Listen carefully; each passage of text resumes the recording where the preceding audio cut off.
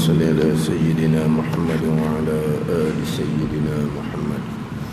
أعوذ بالله من الشيطان الرجيم. بسم الله الرحمن الرحيم. الحمد لله رب العالمين، والصلاة والسلام على سيد المرسلين وعلى آله وصحبه أجمعين. رب اشرح لي صدري ويسر لي أمري واحلل عقدة من لساني يفقه قولي. سبحانك لا علم لنا إلا ما علمتنا إنك أنت العليم الحكيم. ولا حول ولا قوة إلا بالله العلي العظيم. Kitab Penawar Bagi Hati, muka surat 10. Muka surat 10, baris yang ke-9 daripada bawah. Muka surat 10, baris yang ke-9 daripada bawah. Qala al-muallifu rahimahullahu ta'ala wa nafa'ana bi'ulumihi amin. Kecuali kerana hajah, maka tiada ada ia dusta kerana hajah. Maka tiada ada ia dusta kerana hajah dosa. Contohnya seperti berdusta kerana mendamaikan antara manusia. Kecuali kerana hajah. Ini sambungan berkata-kata yang dilarang, seperti berdusta. Berdusta yang menyakiti orang lain, hukumnya dosa besar. Berdusta yang tiada menyakiti orang lain, hukumnya dosa kecil. Kecuali hak ni hak tak dosa. Hak tak dosa ni terbenar disunatkan dan terbenar diwajibkan. Hak kecuali ni, berdusta hukumnya adalah haram. Haram, ada haram dosa besar dan ada haram dosa kecil. Hak ni kecuali ni istisnakan, mana hak ni hak tak haram. Hak tak haram ni terbenar harus, terbenar sunat, dan termasuk juga kata wajib berdusta. Berkaitan dengan pembicaraannya adalah pembicaraan pelihara anggota yang ketiga, iaitu anggota lidah. Yang mana lidah Allah Ta'ala jadikan kepada kita manfaat akhirat, manfaat agama, dan juga manfaat dunia daripada lidah yang Allah Ta'ala jadikan bagi kita. Yang mana wajib kita mensyukuri nikmat lidah yang dikurniakan oleh Allah. Mensyukuri dengan bahawa kita pelihara lidah daripada berkata, daripada barang yang tiada dijadikan kerananya. Barang yang tiada dijadikan kerananya dengan makna kita gunakan lidah pada perkara yang dibenarkan pada syarak. Itu makna syukur akan nikmat lidah. Sebab syukur ni makna syukur adalah sarful abdi jami'a ma an'amallahu bihi alaihi fima khuliqa li ajlih. Itu makna syukur. Sarful abdi jami'a ma an'amallahu bihi alaihi fima khuliqa li ajlih. Mana kita menggunakan oleh hamba, menggunakan oleh seseorang akan sekalian barang yang dikurniakan, yang diberi nikmat oleh Allah Subhanahu wa Ta'ala pada perkara yang dijadikan kerananya. Tuhan kurniakan nikmat tu dijadikan kerana apa?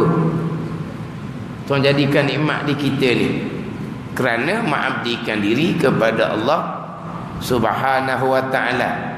Hak umum ayat, wa ma khalaqtul jinna wal insa illa liya'budun tu, melainkan mengabdikan diri kepada Allah. Itu umum saat ni kita ni. Begitu juga dengan nikmat-nikmat yang Tuhan jadikan di kita tu, tujuannya apa tu? Untuk kita mengabdikan diri kepada Allah.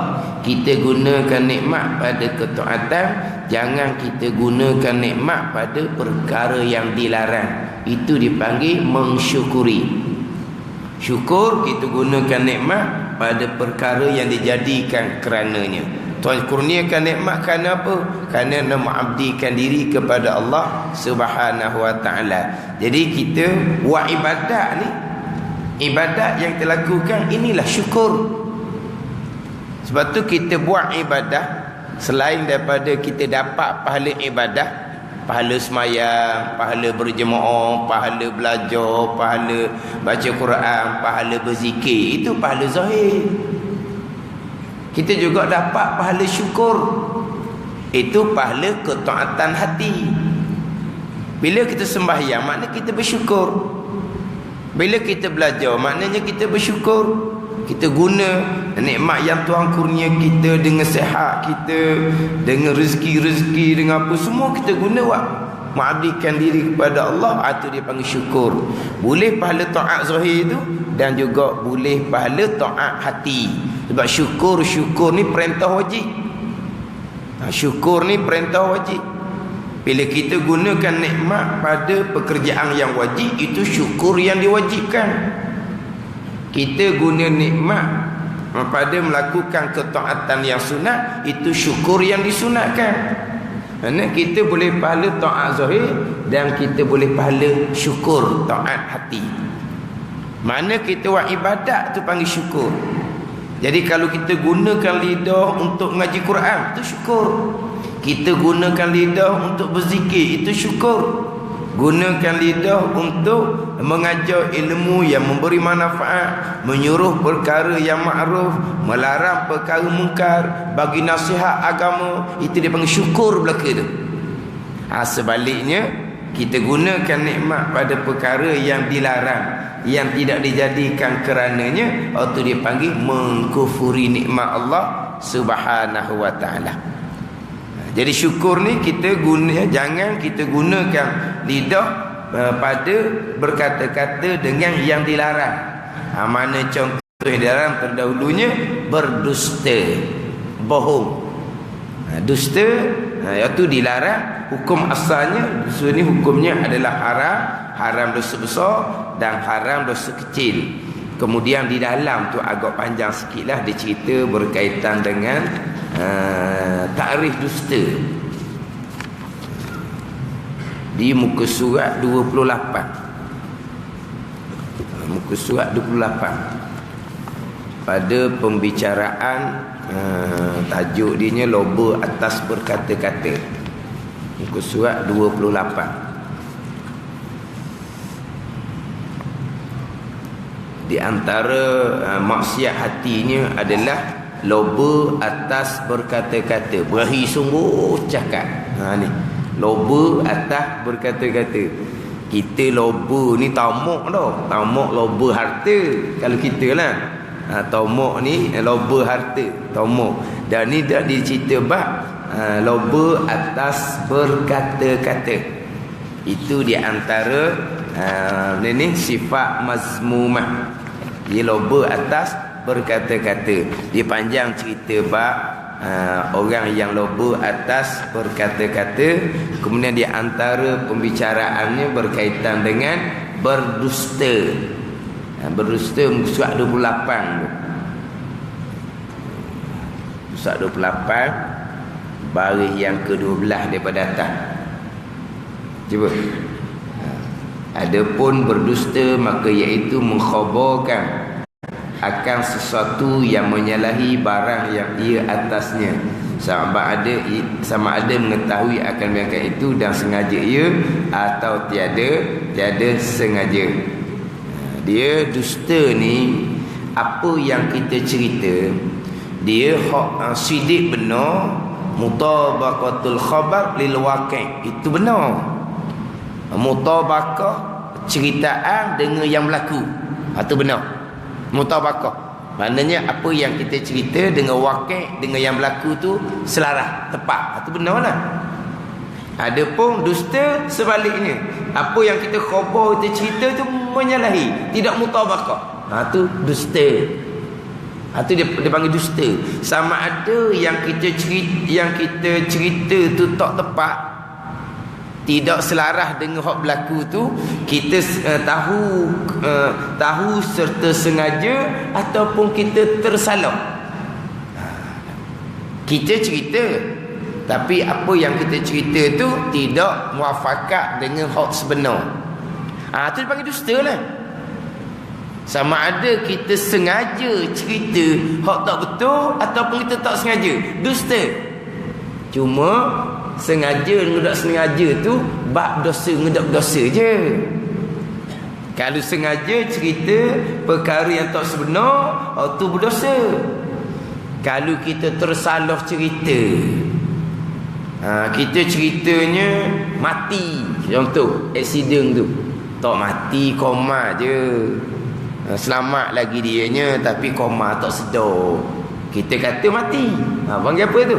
Mutabaqah dah tu, selaras dah tu.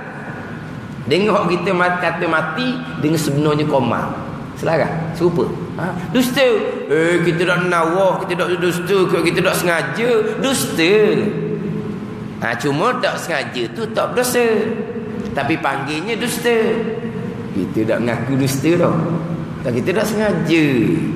Kita tengok tadi mati, orang pun cakap mati belaka contohnya, kita royak matilah. Mati ke tak? Dah. Dia tak mutabaqah, orang panggil tak selaras. Apa yang kita kata mati dengan hak wakil, hak berlakunya tak mati, tu dia panggil dusta. Sama ada kita tahu hak kita cerita tu tak betul ataupun kita tak tahu, kita sengaja ataupun tak sengaja. Apa yang kita cerita tak betul, dusta. Tapi tahu sengaja, tu berdosa. Tak tahu dan tak sengaja, tu tak dosa, tapi panggilnya dusta juga. Mana apa? Dusta yang tak sengaja. Kita hak tak sengaja, kita kata tak dusta. Kita tak dusta, kita tak bohong, kita salah royak. Yelah, bohong yang tersalah royak. Di sini dia takrif dusta ni, tahu ke tak tahu ke, sengaja ke tak sengaja ke, itu berkait dengan dosa ke tidak. Sebab tu dia kata ni, dan mengetahui dan menyahaja itu syarat bagi berdosa, bukan syarat bagi nama dusta. Mana tak sengaja pun panggil dusta juga. Sebab apa? Sebab tidak mutabaqah, tidak selaras apa yang kita khabarkan, apa yang kita ceritakan dengan apa yang berlaku. Itu dusta. Kemudian panjanglah dalam ni dicerita berkaitan dengan dusta. Tuhan ni laknat orang yang dusta. Wa naj'ala laknatallahi 'alal kazibin. Maka menjadikan kami Allah Taala akan laknat Allah atas sekalian yang berdusta. Kemudian dia ada sebut di dalam ni pula hak dusta yang dibenarkan pada syarak. Dusta yang dibenarkan pada syarak. Di bawah tu dia ada cerita. Sini dia agak panjang sikit lah, nak banding dengan pembicaraan kita sekarang. Muka surat 29. Muka surat 29. Sebelum tu cerita bab jauhi oleh kamu akan dusta. Nabi kata kerana dusta itu menjauhkan kita daripada iman, dan dusta juga menjadi tandaan orang munafik. Tandaan orang munafik itu, ayatul munafik salas. Tanda orang munafiknya 3. Di antaranya apabila dia bercakap dia berdusta. Itu munafik amali, bukan munafik i'tiqadi. Hak kata innal munafiqina fid dalkil asfali minan nar. Sesungguhnya orang munafik ni dia neraka lapis paling bawah sekali daripada 7 lapis neraka hawiyah. Neraka jahanam atas sekali, neraka hawiyah bawah sekali. Neraka hawiyah hak munafik ini munafik i'tiqadi, hak ni kekal neraka selama-lamanya. Sebab di 7 lapis neraka ni, neraka Jahannam yang tidak kekal, yang akan dikharabkan, yang akan diruntuhkan oleh Allah Subhanahu wa taala. Neraka yang kekal 6 termasuk neraka Hawiyah. Neraka lapis paling bawah sekali, lebih bawah daripada orang Yahudi, Nasara, orang kafir-kafir orang lain tu lah. Termasuk kafir itu Firaun ke, Namrud ke, Abu Jahal ke, atas. Munafik i'tiqadi ni bawah. Bawah sekali. Apa panggil apa? Patak neraka. Faham tak? Patak neraka. Patak neraka bahasa Terengganu ni, jangan pantak bahasa luar. Pantak bahasa luar tu di makna lain. Ya, kan begitu? Kan kita patak-patak kan? Patak kuali, gitu kan. Orang dia ni patak ni benda lain pula, ibang punggung ke apa. Kita patak ni apa? Cerok panggil. Bawah sekali. Tu. Neraka paling bawah sekali. Ini untuk orang kafir. Siapa orang kafir? Munafik i'tiqadi, menzahirkan Islam, menyembunyikan kekufuran. Kafir lah maknanya. Tapi zahirnya, hukum dunia, dia orang Islam. Tapi dia menyembunyikan kekufuran. Mana orang ni kafir? Kafir di sisi Allah Subhanahu wa ta'ala. Islam di sisi hukum dunia, Islam di sisi hukum zahir. Contoh munafik pada masa Nabi lah, zahirnya masuk majlis ilmu Nabi sallallahu alaihi wasallam, zahirnya solat bersama dengan Nabi sallallahu alaihi wasallam, berjamaah lagi bersama dengan Nabi sallallahu alaihi wasallam, tapi tetap dia kufur kepada Allah, kufur kepada Nabi sallallahu alaihi wasallam, tapi dia menyembunyikan. Sebab itulah orang yang tidak ada iman, orang yang tidak ada iman, bayangkan orang munafik hidup bersama dengan Nabi sallallahu alaihi wasallam. Kita hanya ziarah kubur Nabi sallallahu alaihi wasallam.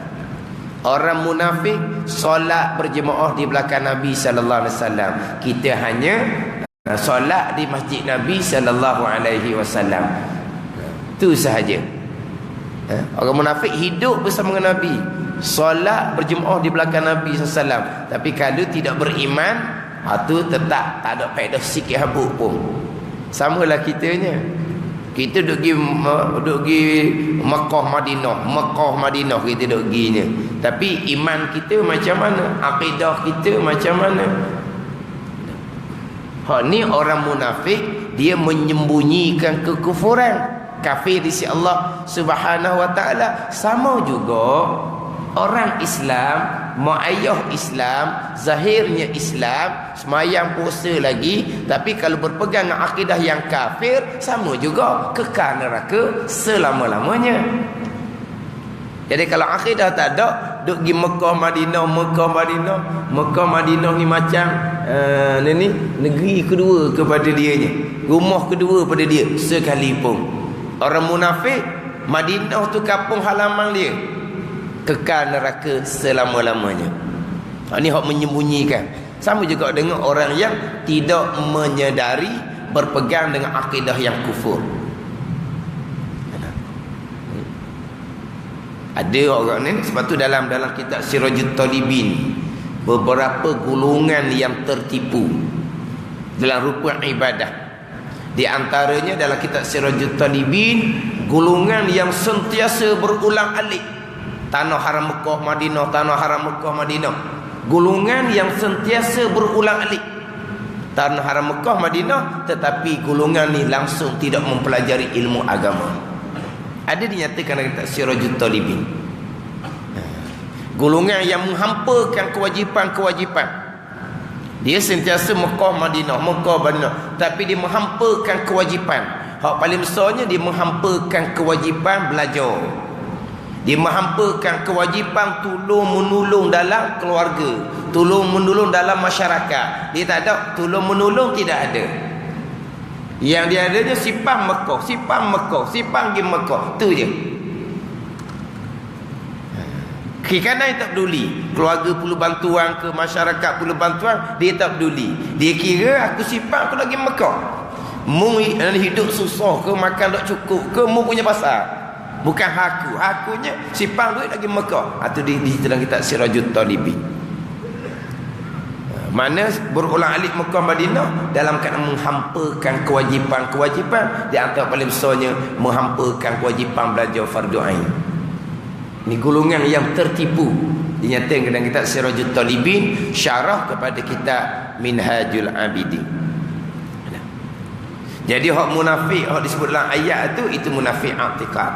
Adapun orang dusta, orang cakap dia dusta, kemudian dia berjanji dia mungkir, kemudian dia diberi amanah dia khianat, ini dipanggil munafik amali, perangai orang tak berjuruh. Perangai tak berjuruh ni haram, dosa, tapi orang ni tidak kafir. Ini bukan munafik i'tiqadi ni. Ada orang bawa, dia kata kalau hanya ada satu daripada tiga, ada satu daripada tiga lah. Dia cakap je bohong. Kalau buat janji dia okey. Kalau buat terima serah amanah dia okey. Tapi je dusta je. Cakap tak bersedap sikit dia nya. Mengapa? Tak boleh pakai belaka dah. Mengapa? Tak boleh. Yelah, cakap tak boleh pegang buku ke apa panggil. Mana cakap dia tu kita kena tengok-tengok lah. Mana tak nak cari sangat. Dia cakap ni capu-capu ngebohong. Kalau ada tu tak kapi lagi dia kata. Tak kekal neraka.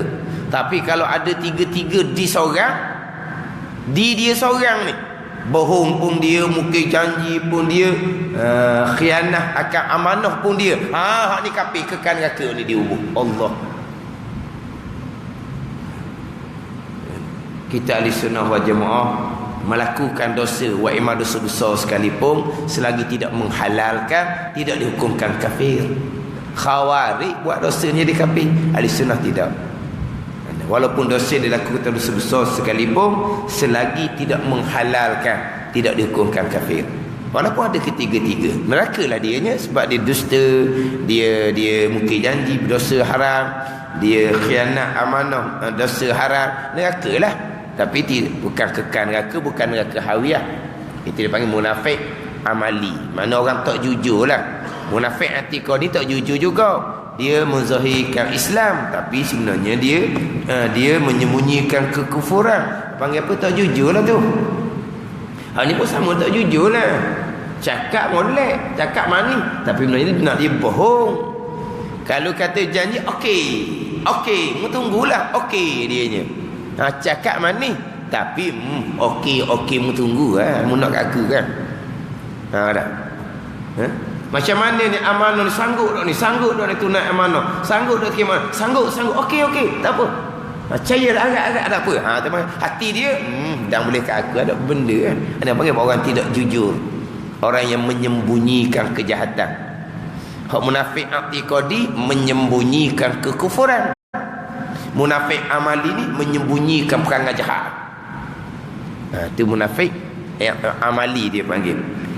Kemudian di bawah tu dia cerita Ustaz 29 tu, ketahui alimu bahawa berdusta itu haram, melainkan kerana sangat berhajat kepadanya, seperti berdusta pada peperangan. Ini memang disebut dalam hadis riwayat Muslim, yang tidak dihukumkan dusta yang berdosa.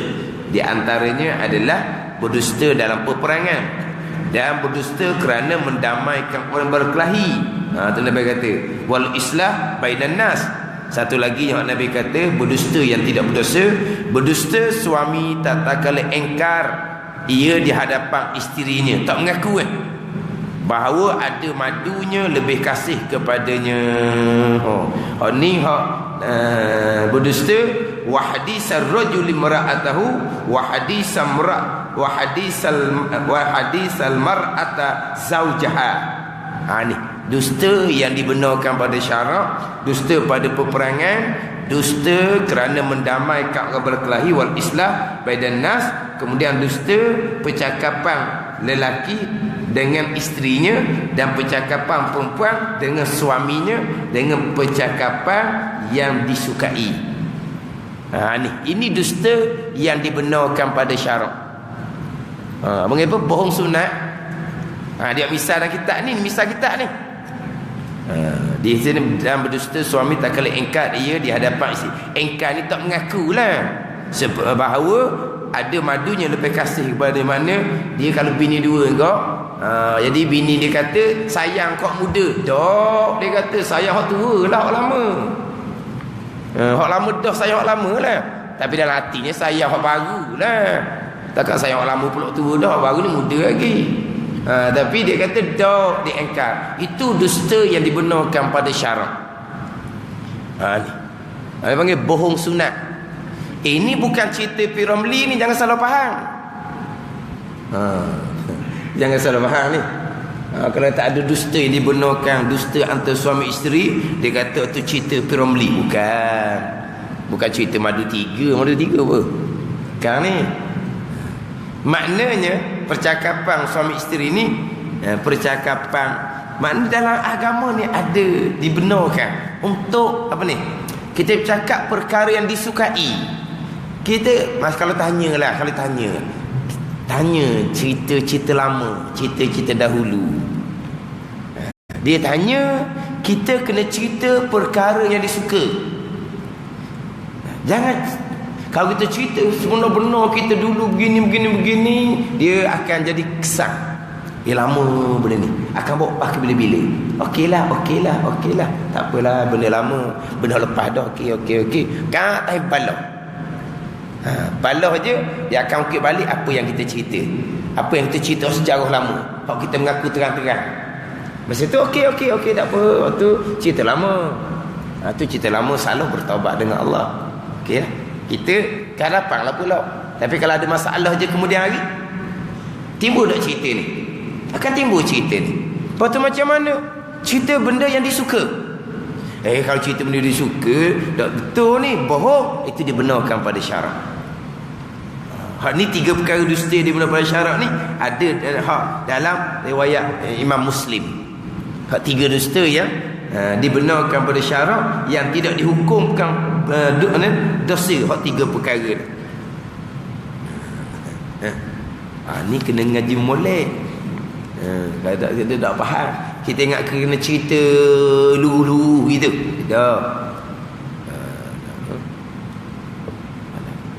Kita nak mendamaikan hak manusia lain pun dusta yang dibenarkan pada syarak. Sama telah pula kita nak mendamaikan rumah tangga, mendamaikan antara manusia pun dusta dibenarkan pada syarak. Ni pula nak mendamaikan rumah tangga. Faham tak? Tapi ginilah, kalaulah sama-sama mengaji, dia tahulah. Isteri tanya suami dia, sayang hak mana? Dia pun hoyak. Sebagaimana yang disukai oleh isterinya, hoyak sayang dia. Aku tahu juga dusta yang dibenarkan pada syarak ni. Kalau isteri ngaji juga, gitulah.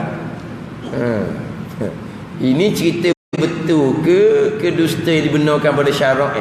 Dia tanya lalu dah. Dan isteri ngaji juga kan? Dia tahu dusta yang dibenarkan. Kan?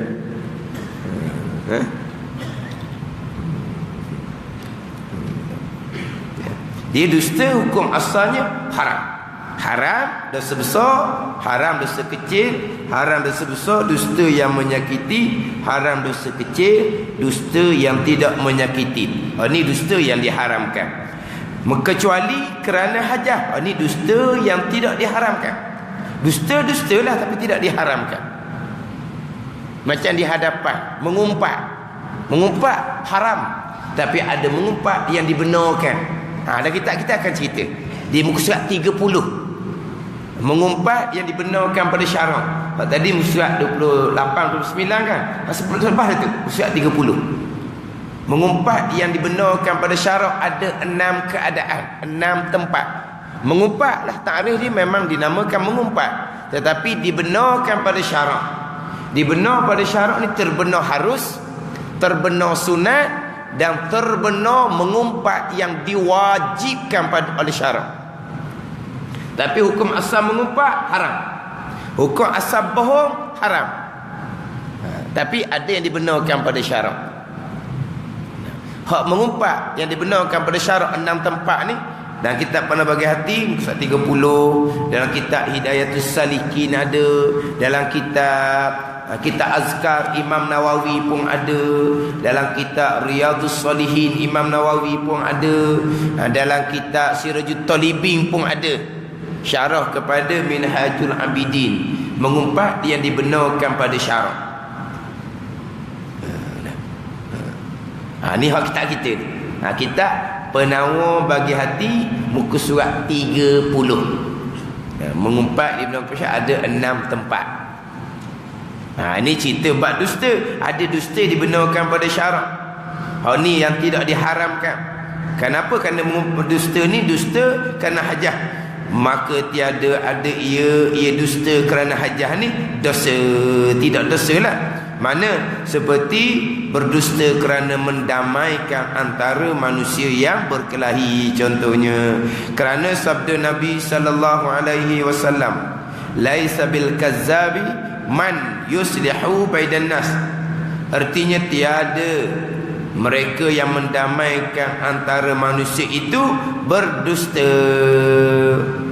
Tiada mereka yang mendamaikan antara manusia itu berdusta, yakni tiada ada berdusta yang berdosa.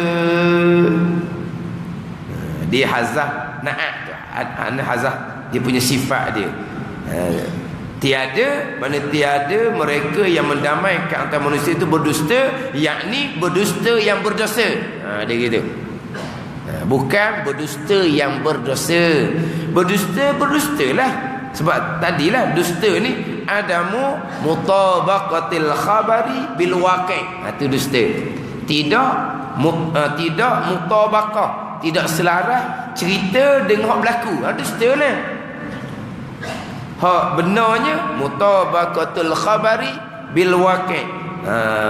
Ini tepat selaras cerita dengan yang berlaku, itu panggil benar. Tetapi kalaulah tidak selaras, dipanggil dusta. Tapi dusta yang tidak berdosa, jikalau dusta itu untuk mendamaikan antara manusia. Ini dusta yang disunatkan. Bahkan terkadang dusta ni dusta yang diwajibkan. Orang berkelahi, kita orang mana ni? Kita orang yang kedua-dua belah yang berkelahi ni kita baik belaka. Sebelah ni pun kita baik, sebelah ni pun kita baik. Jadi bila kita pergi mari, orang lain tanya, ada guana ali tu? Awak linu guana? Jadi ada kata gapo ke tak? Terkadang bukan sunat, terkadang wajib kita dusta. Sebab kalau kita cerita benda sebenar, terkadang boleh bawa kepada namimah, mengacung. Mengacung. Faham tak ngacung? Pelaga. Kita cerita benda sebenar, tapi kita cerita betul-betul apa yang sebelah nu kata kepada sebelah ni. Kita cerita betul benar ke? Panggil apa? Curah apa? Ni curah minyak ke dalam api. Gitulah maksudnya. Tapi yang kita cerita ni cerita yang betul-betul benar. Apa yang orang ini kata, tak ada tambah-tambah pun, tak ada reka-reka pun, kita cerita tepat. Tapi kita cerita tu jadi ni pun kita lalu carilah. Ni kalau sampai peringkat gini, ini dusta yang diwajibkan. Kalau kita cerita orang linung, gitulah, dia tak senyap-senyap gitu je, itu dusta. Mana ni? Kalau kita katalah orang linung ni dia cakap molek dah, kita nak mendamaikan. Kalau cerita benda sebenar pun tak jadi kelahi. Orang linung tu tak kata apa dah. Benda sebenar ni dia tak kata apa dah. Tapi tak jadi damai lah orang, tak jadi baik lah orang. Kalau setakat kita cerita orang linung senyap, kita nak cerita orang linung tu dia cakap molek dah, dia pun tak kata apa dah, dan dia pun kita mana kita tambah. Padahal hak linung tu tak jadi gitu lagi. Tapi dia pun tak ada kata berat-berat. Mana kalau kita kata orang linung tak ada kata apa, mana tu tak jadi boleh baik lagi. Kita kena tambah sikit, tambah nyedat. Tambah tu menyebabkan orang ini mungkin dia marah lagi, jadi tak marah. Tu dusta yang sunat. Tapi kalau dia cerita berat-berat benda sebenar linung, kalau kita cerita benda tu sungguh menyebabkan jadi berkelahi kau berat, tu wajib kita dusta. Tu wajib kita dusta. Hak dusta sunat ni kita tak tambah cerita hak molek-molek. Biar jadi dia jadi okey semula. Itu hak dusta yang disunatkan ketika nak mendamaikan antara dua orang yang berkelahi. Bahkan terkadang wajib berdusta seperti melihat ia akan orang yang haram dibunuh, yang bersembunyi ia daripada orang yang zalim yang menghendaki membunuhnya. Tadi berdusta kerana mendamaikan ni, ni terkadang berdusta yang disunatkan. Ni berdusta yang diwajibkan. Kita tengok orang yang nak orang nak bunuh dia sembunyi, ni kita kena bohong lah. Kalau kita cerita matilah dianya. Ini dusta yang diwajibkan. Dusta bohong haram. Dosa besar atau dosa kecil ada pengecualian dia. Sebagaimana ngumpat haram. Haram dosa besar dan haram dosa kecil. Ngumpat pun sama. Ada haram dosa besar, ada haram dosa kecil. Ada dia punya pengecualian dia. Mengumpat yang dibenarkan pada syarak, sama ada harus, sama ada sunat. Bahkan terkadang mengumpat tu diwajibkan pada syarak. Wallahu a'lam. Bismillahirrahmanirrahim. Alhamdulillahirabbil alamin wassalatu wassalamu ala sayyidil mursalin wa ala alihi wa sahbihi ajma'in. Allahumma ftah alaina futuhal arifin. Allahumma allimna ilma aqdamin wa fahimna famasabiqin warzuqna riqat talibin. Allahumma zidna ilman wa alhiqna bis salihin. Wa sallallahu ala sayyidina Muhammadin wa ala alihi wa sahbihi wa sallam. Walhamdulillahi rabbil alamin.